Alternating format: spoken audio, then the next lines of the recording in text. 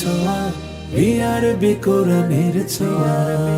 প্রিয় দর্শক, আসসালামু আলাইকুম ওয়া রাহমাতুল্লাহি ওয়া বারাকাতুহু। ইন্নাল হামদালিল্লাহ ওয়াস সালাতু ওয়াস সালামু আলা রাসূলিল্লাহ। আম্মা বা'দ, ফাউযু বিল্লাহি মিনাশ শাইতানির রাজীম। বিসমিল্লাহির রাহমানির রাহিম। আহসিবান নাসু আইয়ুতরাকু আইয়াকুলু আমান্না ওয়া হুম লা ইফতানুন। সাদাকাল্লাহুল আযীম। দূরের কাছের দেশের ও প্রবাসীর যারা যেখান থেকে যুক্ত হয়েছেন পবিত্র মাহে রমাদানের এই পরন্ত বিকেলে আপনাদেরকে অন্তরের অন্তঃস্থল থেকে আন্তরিক মোবারকবাদ জানাচ্ছি। আমি আব্দুল লতিফ সোহাগ গাজী। দর্শক, টানা দ্বিতীয়বারের মতো মেধাবী ও এতিম হাফিজদের নিয়ে হিফজুল কোরআন প্রতিযোগিতা 2026 বিআরবি কেবল নিবেদিত কোরআন ছোঁয়া অনুষ্ঠান powered by Beacon pharmaceuticals limited, সহযোগী sponsor smart synthetic colour paste Mehedi, Al Arafah Islami bank, university of scholars এবং চিস্তিয়া ওভারসিজ। সার্বিক ব্যবস্থাপনায় রয়েছেন কোরআনের ছোঁয়া ফাউন্ডেশন বাংলাদেশ ও কিউএস মাল্টিমিডিয়া। প্রিয় দর্শক, কোরআনের ছোঁয়ার এই চমৎকার আয়োজনের হাফেজে কোরআনদের তেলাওয়াত চুল ছেঁড়া বিশ্লেষণ করার জন্য আজ আমরা স্টুডিওতে বিচারক প্যানেলে যাদেরকে আমন্ত্রণ জানিয়েছি, আসুন প্রথমে তাদের সাথে পরিচয় হয়ে আসি।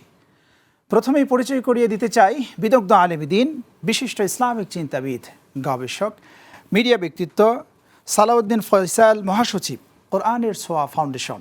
আসসালামু আলাইকুম ওয়া রাহমাতুল্লাহি ওয়া বারাকাতুহু। ওয়ালাইকুম আসসালাম ওয়া রাহমাতুল্লাহি ওয়া বারাকাতুহু। এই পর্যায়ে পরিচয় করিয়ে দেব হাফিজ মাওলানা, বিশিষ্ট ইসলামিক চিন্তাবিদ, গবেষক মোবারক আলী হুসাইন, পরিচালক নানুপুর আহমদিয়া ইমদাদিয়া মাদ্রাসা। আসসালামু আলাইকুম ওয়া রাহমাতুল্লাহি ওয়া বারাকাতুহু। ওয়ালাইকুম আসসালাম ওয়া রাহমাতুল্লাহি ওয়া বারাকাতুহু। এই পর্যায়ে প্রিয় দর্শক, আমরা পরিচিত হব বিদগ্ধ আলেমী দ্বীন, বিশিষ্ট ইসলামিক চিন্তাবিদ মুফতি খৈরুল আলম হাফিজাহুল্লাহ। আসসালামু আলাইকুম ওয়া রাহমাতুল্লাহি ওয়া বারাকাতুহু। ওয়ালাইকুম আসসালাম ওয়া রাহমাতুল্লাহি ওয়া বারাকাতুহু। প্রিয় দর্শক, আজকের বিজ্ঞ বিচারক মহোদয়ের সাথে আমরা পরিচয় হয়েছি। এই পর্যায়ে পরিচয় করিয়ে দিতে চাই আজকের পর্বের সম্মানিত অতিথিবৃন্দের। প্রথমে পরিচয় করিয়ে দিব মোহাম্মদ তরিকুল ইসলাম, চেয়ারম্যান, কুরিয়া ফার্স্ট। আসসালামু আলাইকুম। ওয়ালাইকুম আসসালাম ওয়া রাহমাতুল্লাহ। আমরা পরিচয় হয়ে নেব এই পর্যায়ে মুফতি আল মামুন নূর, ইসলাম ও হিফজ বিভাগীয় প্রধান, প্রিমিয়ার স্কুল, ঢাকা।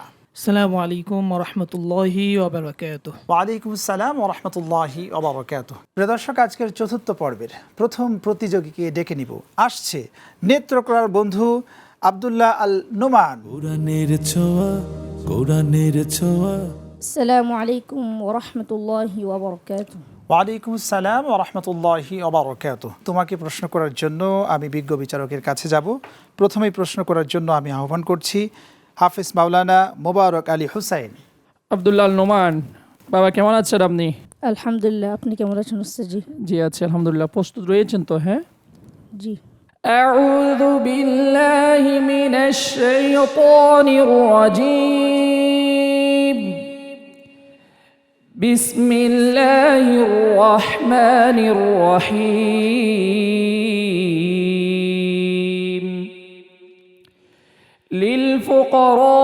للفقراء المهاجرين الذين أخرجوا من ديارهم وأموالهم.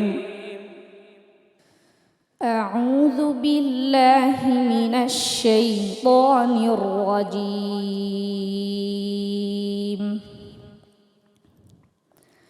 بسم الله الرحمن الرحيم.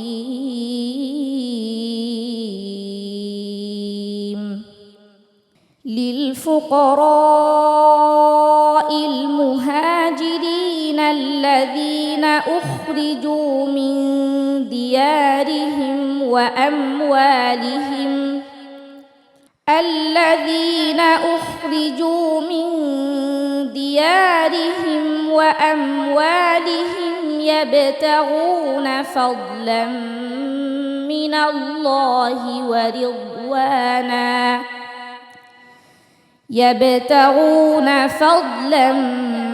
من الله ورضوانا وينصرون الله ورسوله أولئك هم الصادقون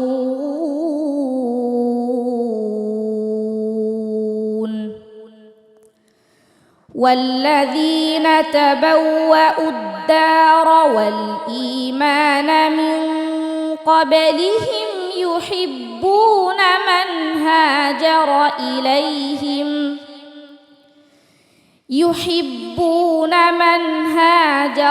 إليهم ولا يجدون في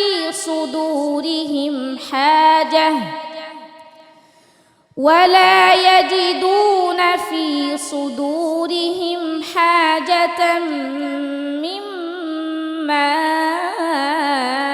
أوتوا ويؤثرون على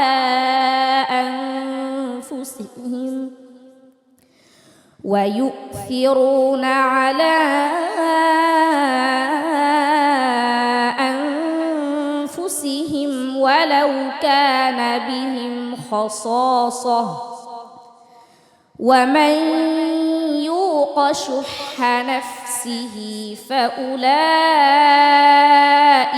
هم المفلحون. حسبك.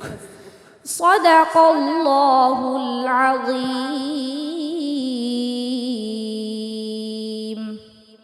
আলহামদুলিল্লাহ।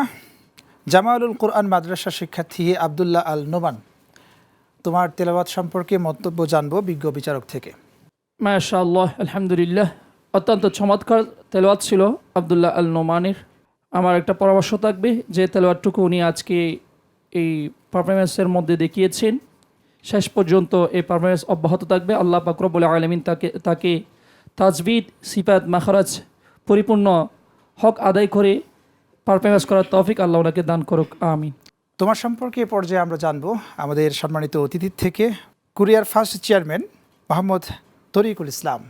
জি আলহামদুলিল্লাহ, খুবই মনোমুগ্ধকর কোরআন তেলাওয়াত শুনলাম। তো আমাদের সম্মানিত বিচারক তোমাকে কিছু পরামর্শ দিয়েছে, ওটা মেনে চলবে ইনশাআল্লাহ। ভবিষ্যতে তুমি আরও ভালো করতে পারবে। আসসালামু আলাইকুম ওয়া রাহমাতুল্লাহি ওয়া বারাকাতুহু। ওয়ালাইকুম আসসালাম ওয়া রাহমাতুল্লাহি ওয়া বারাকাতুহু। প্রিয় দর্শক, এই পর্যায়ে ডেকে নিচ্ছি সুনামগঞ্জের বন্ধু মহিউদ্দিন সারওয়ার আবির, তাহফিজুল কোরআন ইন্টারন্যাশনাল মাদ্রাসার শিক্ষার্থী। কোরআনের ছোঁয়া, কোরআনের ছোঁয়া। আসসালামু আলাইকুম ওয়া রাহমাতুল্লাহি ওয়া বারাকাতুহু। ওয়ালাইকুম আসসালাম ওয়া রাহমাতুল্লাহি ওয়া বারাকাতুহু। মহিউদ্দিন, তোমার জন্য প্রশ্ন রাখবেন আমাদের বিজ্ঞ বিচারক হাফিজ মাওলানা মুফতি খায়রুল আলম। তোমার জন্য প্রশ্ন। আউযু বিল্লাহি মিনাশ শাইতানির রাজীম। বিসমিল্লাহির রহমানির রহিম।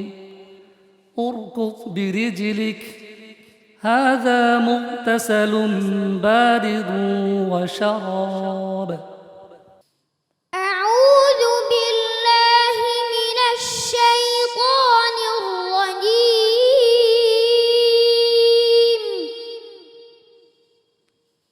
বিসমিল্লাহির রহমানির রহিম।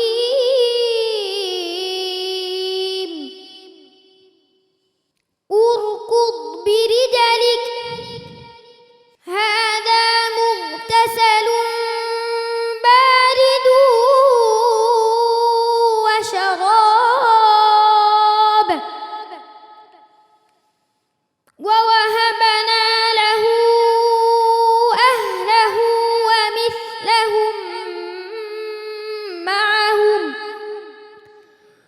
মিসলাহুম মা'আহুম রাহমাতাম মিন্না ওয়া যিকরা লিউলিল আলবাব।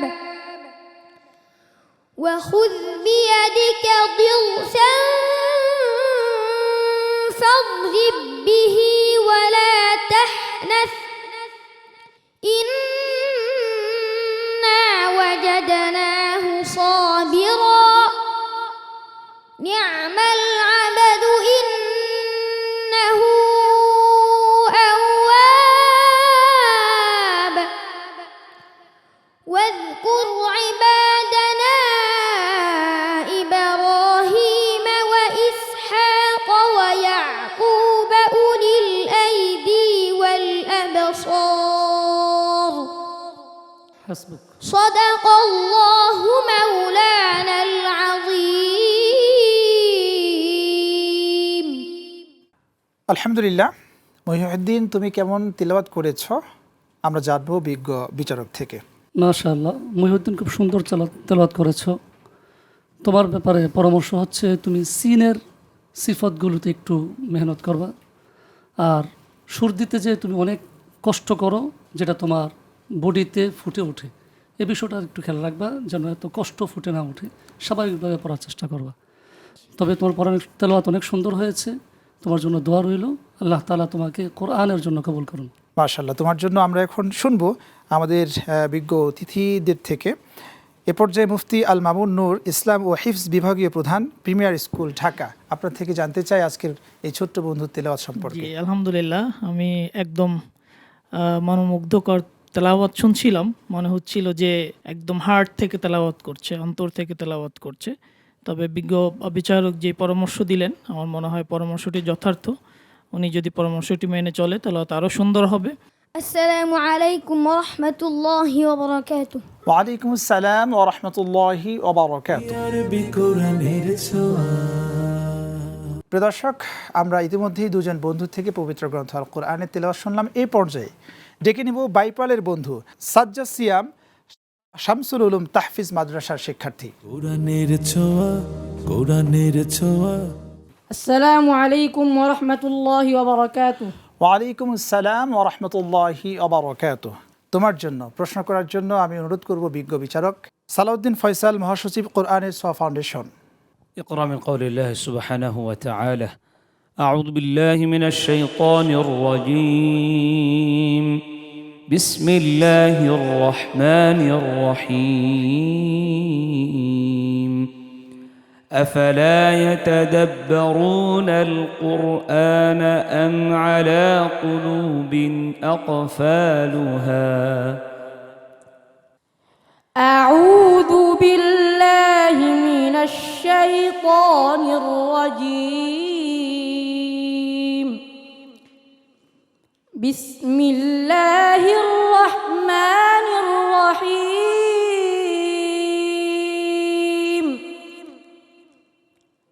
أفلا يتدبرون القرآن أم على قلوب أقفالها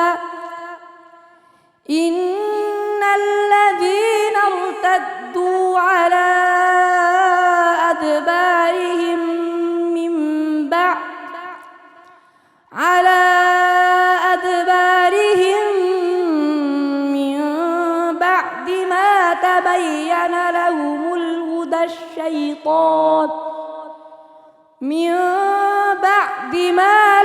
الهدى الشيطان أعيد الآية إن الذين ارتدوا على أدبارهم من بعد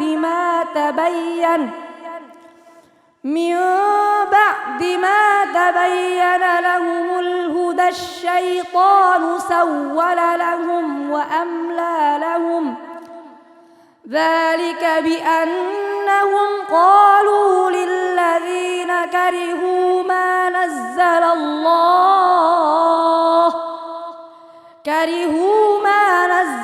الله سنطيعكم في بعض الأمر والله يعلم إسرارهم فكيف إذا توفتهم الملائكة يضربون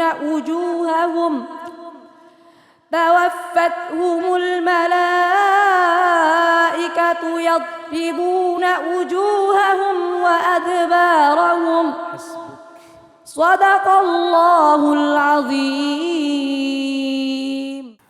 আলহামদুলিল্লাহ, পবিত্র গ্রন্থ আল কোরআন থেকে তেলাওয়াত শুনছিলাম সাজ্জাদ সিয়ামের কণ্ঠে। প্রিয় বন্ধু, তোমার তেলাওয়াত সম্পর্কে বিজ্ঞ বিচারক মণ্ডলীর কাছে আমরা জানতে চাইব। সালাউদ্দিন ফয়সাল হাফিজাহুল্লাহ, উস্তাদ, তার তেলাওয়াত সম্পর্কে মন্তব্য করুন। জি, আলহামদুলিল্লাহ, অনেক চেষ্টা করেছো ভালো কিছু করার জন্য।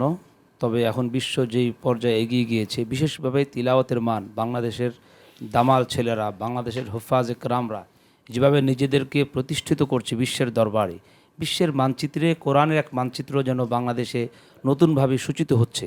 ঠিক এমন এক মুহূর্তে তোমার তেলাওয়াতটা আরও অনেক সুন্দর করা দরকার, আরও অনেক ভালো করা দরকার, আরও অনেক বিশুদ্ধ করা দরকার। আমি দোয়া করি আল্লাহ পাক যেন তোমাকে যেভাবে তিনি কোরআনকে নাজিল করেছেন সেভাবে যেন তুমি পড়তে পারো, তিলাওয়াত করতে পারো, এই প্রত্যাশা রাখছি তোমার প্রতি। এই পর্যায়ে তোমার জন্য আমরা মন্তব্য শুনবো আমাদের প্রিয় অতিথির থেকে, মোহাম্মদ তরিকুল ইসলাম, চেয়ারম্যান কুরিয়ার ফার্স্ট। আলহামদুলিল্লাহ, তোমাকে অলরেডি আমাদের সম্মানিত বিচারক বলেই দিয়েছে তোমার কি করতে হবে, আরও বেশি চেষ্টার প্রয়োজন ভবিষ্যতের জন্য। জি আলহামদুলিল্লাহ। আসসালামু আলাইকুম ওয়া রাহমাতুল্লাহি ওয়া বারাকাতুহু। ওয়ালাইকুম আসসালাম ওয়া রাহমাতুল্লাহি ওয়া বারাকাতুহু। আরবি কোরআনের ছোঁয়া। জামিয়া মাদানিয়া খিলগাঁও মাদ্রাসার শিক্ষার্থী আসছেন পবিত্র গ্রন্থ আল কোরআনের তিলাওয়াত নিয়ে আব্দুর রহমান জারিফ। কোরআনের ছোঁয়া, কোরআনের ছোঁয়া। আসসালামু আলাইকুম ওয়া রাহমাতুল্লাহি ওয়া বারাকাতুহু। ওয়ালাইকুম আসসালাম ওয়া রাহমাতুল্লাহি ওয়া বারাকাতুহু। জারিফ, তোমার জন্য প্রশ্ন রাখবেন বিজ্ঞ বিচারক। প্রশ্ন রাখার জন্য আমি অনুরোধ করছি শেখ মুবারক আলী হুসাইন। আপনাকে প্রশ্ন করা হচ্ছে। আউযু বিল্লাহি মিনাশ শাইতানির রাজীম। বিসমিল্লাহির রহমানির রহিম। আফামিনু মাকরাল্লাহ।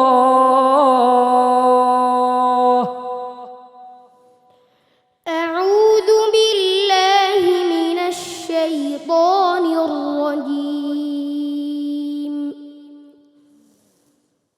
বিসমিল্লাহির রহমানির রহিম।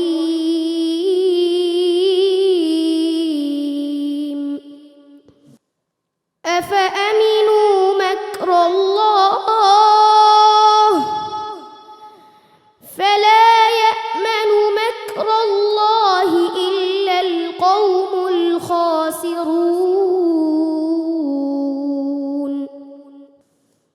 أولم يهد للذين يرثون الأرض من بعد أهلها أن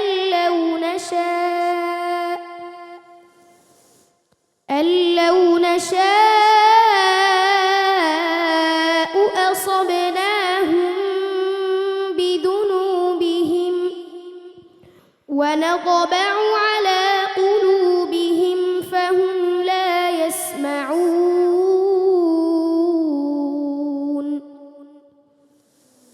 تلك القرى نقص عليك من أنبائها ولقد جاءتهم رسلهم بالبينات فما كانوا ليؤمنوا بما كذبوا من قبل كذلك يطبع الله على قلوب الكافرين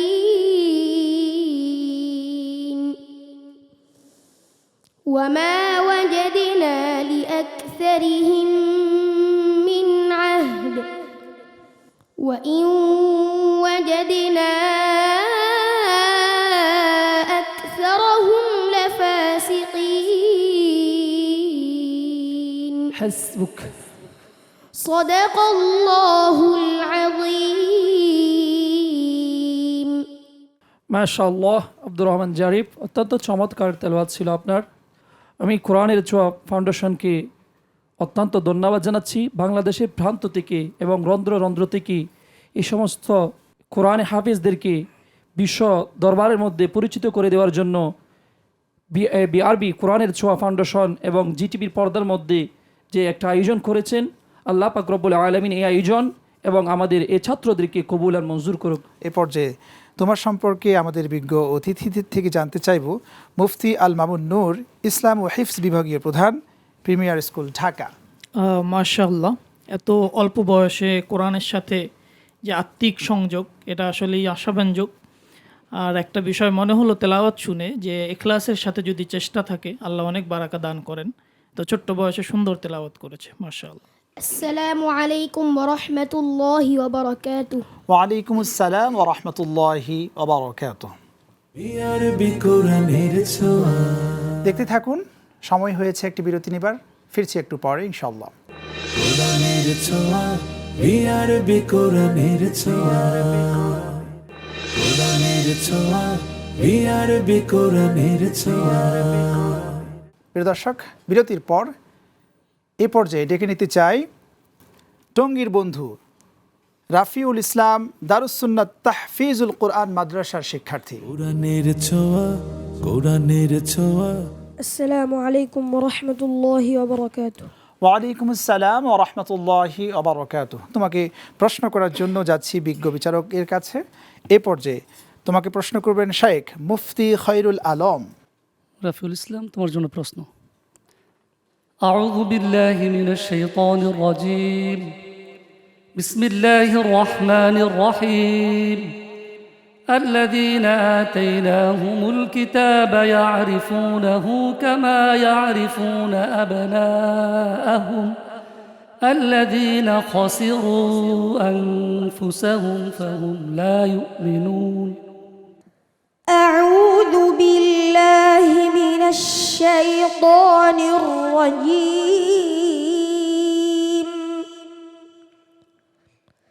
بسم الله الرحمن الرحيم. الذين آتيناهم الكتاب يعرفونه كما يعرفون أبناءهم الذين خسروا أنفسهم فهم لا يؤمنون.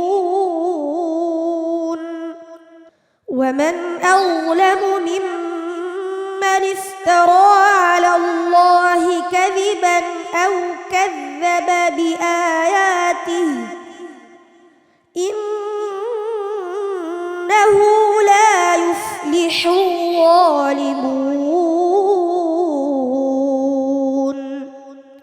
ويوم نحشرهم جميعا ثم نقول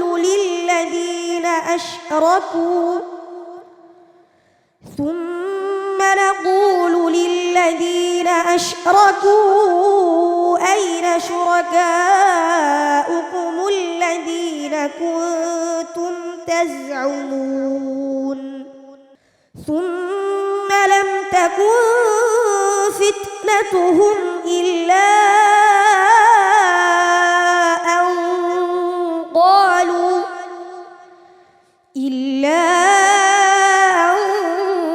قالوا والله ربنا ما كنا مشركين. حسبك. صدق الله مولانا العظيم. মাশাআল্লাহ রাফিউল ইসলাম, তুমি খুব সুন্দর তেলাওয়াত করেছো। তোমার জন্য দোয়া, শুভকামনা, সামনের দিনগুলোতে তুমি আরো ভালো করো। এ পর্যায়ে আমরা আমাদের অতিথির থেকে মন্তব্য জানতে চাইব কুরিয়ার ফার্স্ট এর চেয়ারম্যান মোহাম্মদ তরিকুল ইসলাম। জি আলহামদুলিল্লাহ, খুবই মনোমুগ্ধকর তেলাওয়াত শুনেছি এই পর্যায়ে আমরা। তুমি তোমার চেষ্টা অব্যাহত রাখো, ইনশাআল্লাহ কোরআনের ছোঁয়ার যে প্রোগ্রাম, এটাতে তুমি সর্বোচ্চ পর্যায়ে যেতে পারবে। আসসালামু আলাইকুম ওরহমতুল্লাহি ওবরাকাতুহ। ওয়ালাইকুম আসসালাম ওয়া রাহমাতুল্লাহি ওয়া বারাকাতুহু। বিআরবি কোরআনের ছোঁয়া। এই পর্যায়ে ডেকে নিতে চাই কুরিয়ার বন্ধু হাম্মদ সুবহিকে। আসছেন পবিত্র গ্রন্থ আল কোরআনের তিলাওয়াত নিয়ে। কোরআনের ছোঁয়া কোরআনের ছোঁয়া। আসসালামু আলাইকুম ওরহমতুল্লাহি ওবরাকাতুহ।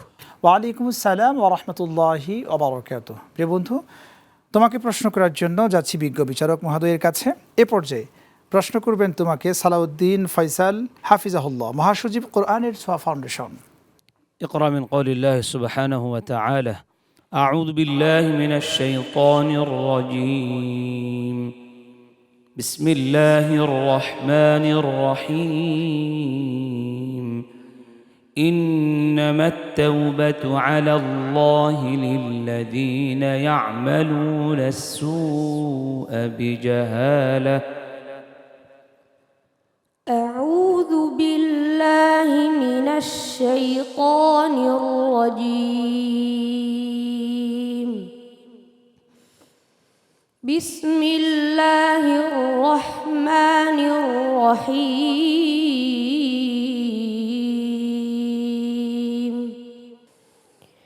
إنما التوبة على الله للذين يعملون السوء بجهالة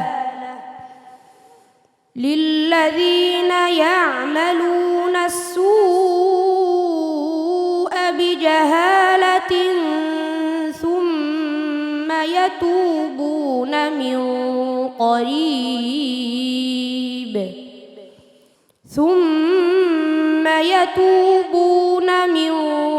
قريب فأولئك يتوب الله عليهم وكان الله عليما حكيما وليست التوبة للذين يعملون السيئات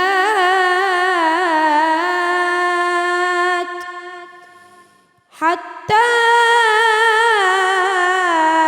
إذا حضر أحدهم الموت قال إني تبت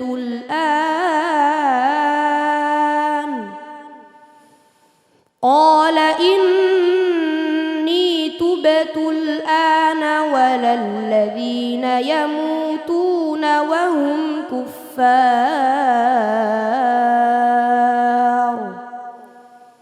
أولئك أعتدنا لهم عذابا أليما صدق الله العظيم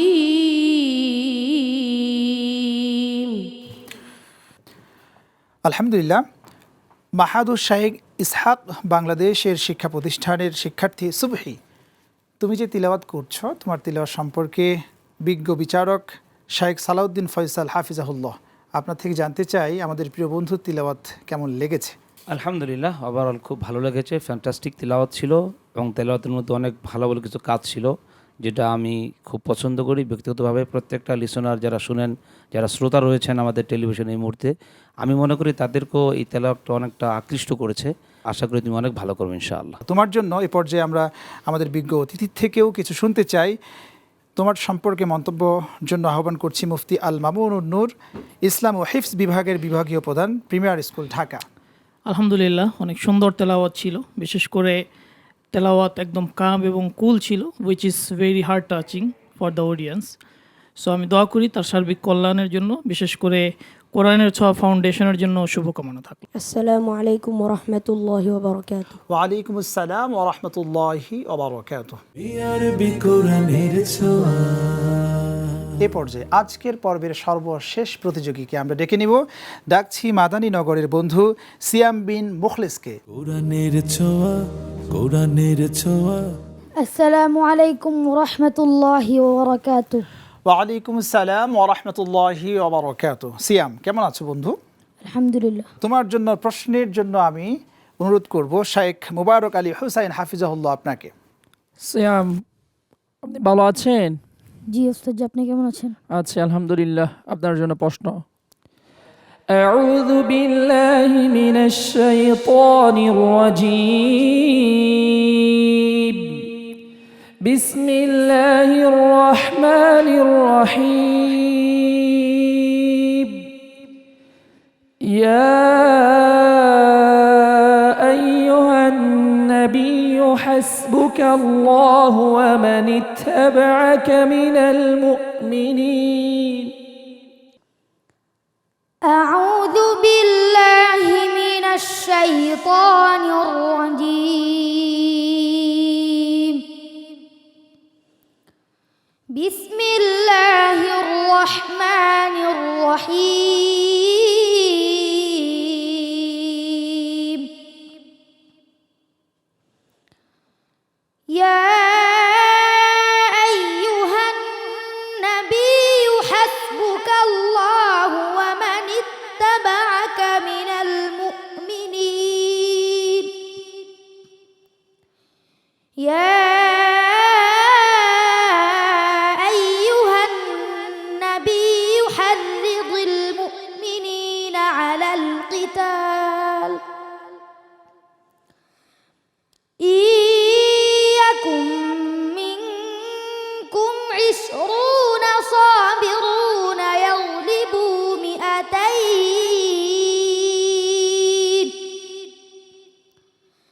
وإن يكن منكم 100 يغلبوا 1000 من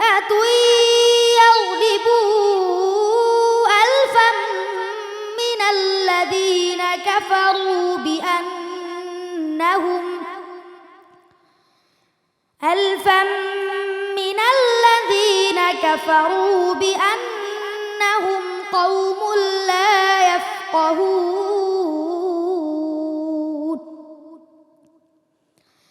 الآن خفف الله عنكم وعلم أن فيكم ضعفا فإن يكن منكم 100 صابرة يغلبوا 200 وإن يكن منكم 1000 يغلبوا 2000 بإذن الله والله مع الصابرين حسبك. صدق الله العظيم